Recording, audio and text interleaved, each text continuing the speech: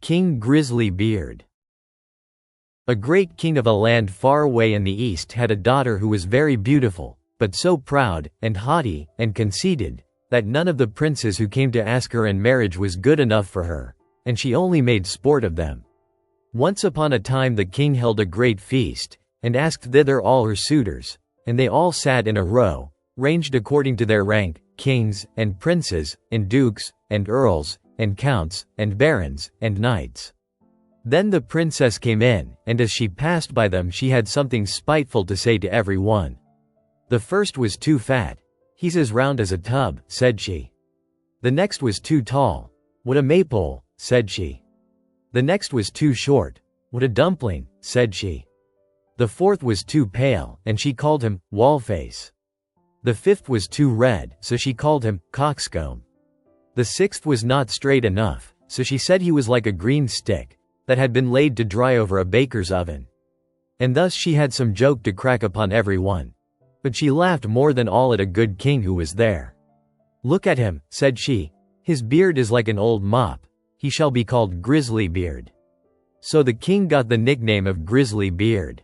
But the old king was very angry when he saw how his daughter behaved, and how she ill-treated all his guests, and he vowed that, willing or unwilling, she should marry the first man, be he prince or beggar, that came to the door. 2 days after there came by a traveling fiddler, who began to play under the window and beg alms. And when the king heard him, he said, "Let him come in." So they brought in a dirty-looking fellow, and when he had sung before the king and the princess, he begged a boon. Then the king said, "You have sung so well, that I will give you my daughter for your wife."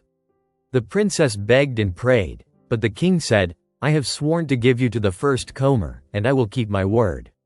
So words and tears were of no avail. The parson was sent for, and she was married to the fiddler.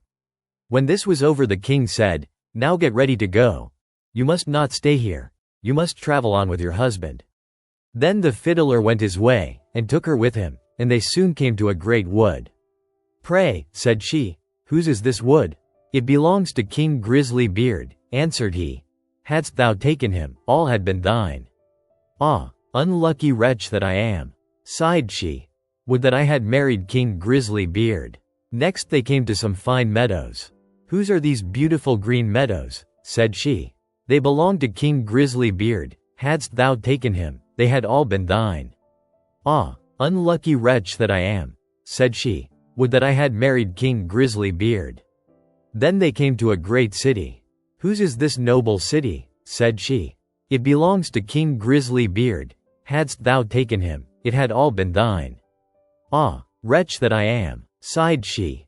"Why did I not marry King Grizzly Beard?" "That is no business of mine," said the fiddler. "Why should you wish for another husband? Am not I good enough for you?" At last they came to a small cottage. "What a paltry place," said she. "To whom does that little dirty hole belong?" Then the fiddler said, "That is in my house, where we are to live." "Where are your servants?" cried she. "What do we want with servants?" said he. "You must do for yourself whatever is to be done.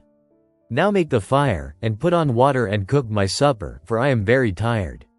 But the princess knew nothing of making fires and cooking, and the fiddler was forced to help her. When they had eaten a very scanty meal they went to bed, but the fiddler called her up very early in the morning to clean the house. Thus they lived for 2 days, and when they had eaten up all there was in the cottage, the man said, "Wife, we can't go on thus, spending money and earning nothing. You must learn to weave baskets." Then he went out and cut willows, and brought them home, and she began to weave, but it made her fingers very sore. "I see this work won't do," said he. "Try and spin. Perhaps you will do that better." So she sat down and tried to spin, but the threads cut her tender fingers till the blood ran. "See now," said the fiddler, "you are good for nothing. You can do no work. What a bargain I have got. However, I'll try and set up a trade in pots and pans, and you shall stand in the market and sell them."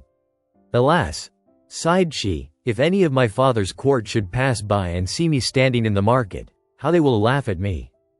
But her husband did not care for that, and said she must work, if she did not wish to die of hunger. At first the trade went well, for many people, seeing such a beautiful woman, went to buy her wares, and paid their money without thinking of taking away the goods. They lived on this as long as it lasted, and then her husband bought a fresh lot of ware, and she sat herself down with it in the corner of the market. But a drunken soldier soon came by, and rode his horse against her stall, and broke all her goods into 1,000 pieces. Then she began to cry, and knew not what to do. "Ah, what will become of me?" said she. "What will my husband say?" So she ran home and told him all. "Who would have thought you would have been so silly," said he, "as to put an earthenware stall in the corner of the market, where everybody passes? But let us have no more crying. I see you are not fit for this sort of work, so I have been to the king's palace, and asked if they did not want a kitchen maid. And they say they will take you, and there you will have plenty to eat." Thus the princess became a kitchen maid, and helped the cook to do all the dirtiest work, but she was allowed to carry home some of the meat that was left, and on this they lived. She had not been there long before she heard that the king's eldest son was passing by, going to be married, and she went to one of the windows and looked out. Everything was ready, and all the pomp and brightness of the court was there. Then she bitterly grieved for the pride and folly which had brought her so low. And the servants gave her some of the rich meats, which she put into her basket to take home. All on a sudden, as she was going out, in came the king's son in golden clothes, and when he saw a beautiful woman at the door, he took her by the hand, and said she should be his partner in the dance. But she trembled for fear, for she saw that it was King Grizzly Beard, who was making sport of her. However, he kept fast hold, and led her in, and the cover of the basket came off, so that the meats in it fell about. Then everybody laughed and jeered at her, and she was so abashed, that she wished herself 1,000 feet deep in the earth. She sprang to the door to run away, but on the steps King Grizzly Beard overtook her, and brought her back and said, "Fear me not. I am the fiddler who has lived with you in the hut. I brought you there because I really loved you. I am also the soldier that overset your stall. I have done all this only to cure you of your silly pride, and to show you the folly of your ill treatment of me. Now all is over.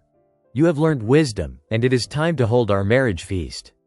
Then the chamberlains came and brought her the most beautiful robes, and her father and his whole court were there already, and welcomed her home on her marriage. Joy was in every face and every heart. The feast was grand, they danced and sang. All were merry, and I only wish that you and I had been of the party.